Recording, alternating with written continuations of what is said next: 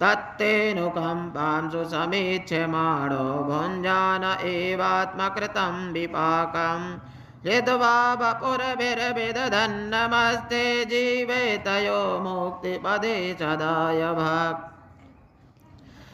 पश्येशयेनार्यमनन्तयाते परात्मनि त्वय्यपि मायि मायिना मायां वितत्ते चितमात्मवैभवं ह्यहं कियानैच्छमिवार्चिरगणौ अथा च मास्वाच्युतराजो भुवो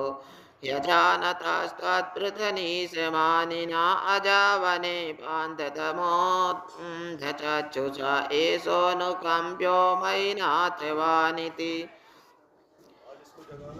क्वाहं तमो महद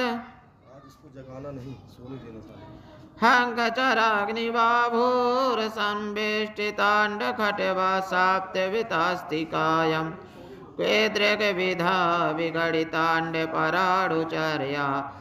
वाताध्वरोमविवरास्य च ते महे त्वम्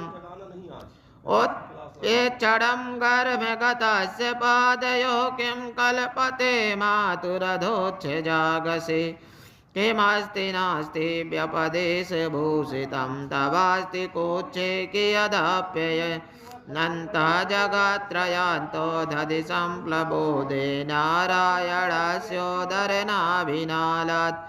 विनिर्गतो जात्वितिवाङ्नवै मृषा किं त्वेश्वरः त्वन्न विनिर्गतोऽस्मि नारायणस्त्वं नहि सर्वदेहिनाम् महात्मास्यधीशाखिललोकसाक्षी नारायणोऽङ्गं नरभूजलयनाथ चापि सत्यं न तवैव माया तच्चेजलस्थं तव तसा जगद्वपो किं मे